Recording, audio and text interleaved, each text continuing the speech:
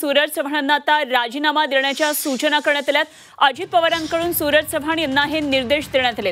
छावाच्या कार्यकर्त्याला केलेल्या मारहाण प्रकरणात या सूचना दिलेल्या आहेत। अजित पवारांनी सूचना दिली आहे, सूरज चव्हाण यांना राजीनामा देण्यास सांगितलेले आहे। पक्ष मूल्यांविरोधातलं वर्तन हे मान्य नाही, अजित पवारांनी म्हटले। काही वेळापूर्वीच अजित पवारांनी या संदर्भात ट्विट केलेलं होतं आणि आता सूरज चव्हाण यांच्यावर ही कारवाई झालेली आहे। पक्षाकडून त्यांना राजीनामा देण्याच्या सूचना करण्यात आलेल्या आहेत।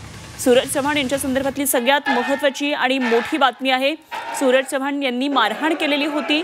या शेतकऱ्याला छावा संघटनेच्या कार्यकर्त्याला बेदम मारहाण केली होती। मारहाणीमध्ये त्यांचा सुद्धा अगदी ते पुढे होऊन मारहाण करत होते आणि हे सगळे व्हिडिओ आता पुढे आल्यानंतर त्यांच्यावर कारवाई झाली आहे। संपूर्ण राज्यभरातून या संदर्भात तीव्र प्रतिक्रिया येऊ लागलेल्या आहेत। आता सूरज चव्हाणांवर कारवाई झालेली असताना माणिकराव कोकाटे यांच्यावर कारवाई होणार का, हे सुद्धा बघणं तितकंच महत्त्वाचं आहे। महेश बागेल आमचे प्रतिनिधी आपल्या बरोबर आहेत, आणखी सविस्तर तपशील जाणून घेऊया। महेश, सूरज चव्हाणांना राजीनामा देण्याच्या सूचना अजित पवारांनी केल्याचं कळते, काय नेमकं म्हटलंय?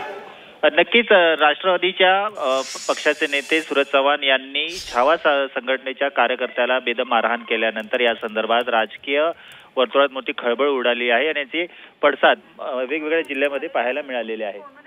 एकंदरीत पाहता या संदर्भात कारवाई करत सूरज चव्हाण यांना तात्काळ मुंबईला बोलवण्यात आलेले होते आणि मुंबईत बोलवण्यात आल्यानंतर अजित पवार यांच्याकडून आता कारवाईचे संकेत देण्यात आलेले आहेत। सूत्रांकडून मिळालेल्या माहितीनुसार सूरज चव्हाण यांना राजीनामा देण्यास सांगण्यात आलं असल्याचं खात्रीलायक सूत्रांचं म्हणणं आहे। तर दुसरीकडे सुनील तटकरे हे छावा कार्यकर्त्यांसोबत बसून त्यांनी या संदर्भात चर्चा केली आणि आपली नाराजी व्यक्त केलेली आहे। जी घटना घडलेली आहे ती चुकीची आहे।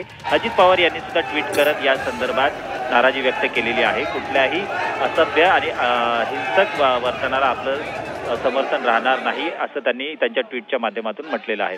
तर एकंदरीत पाहता सूरज चव्हाण यांच्यावर कारवाई केली जाणार असल्याचं चित्र आता दिसत आहे। खरंय महेश, खरं तर पक्षाचा आणखी प्रतिमा डागाळण्याआधी कारवाई होणं हे गरजेचं होतं आणि त्या दृष्टीनं हे पाऊल उचललेलं आहे असं म्हणता येईल। धन्यवाद दिलेल्या सगळ्या सविस्तर माहितीसाठी। महेश बागल आमचे प्रतिनिधी आपल्याबरोबर होते। तर सूरज चव्हाणांना मारहाण करणं आता भोवलेलं आहे आणि कारवाई त्यांच्यावर करण्यात आली आहे। सूरज चव्हाणांना राजीनामा देण्याच्या सूचना उपमुख्यमंत्री अजित पवार यांनी दिल्या।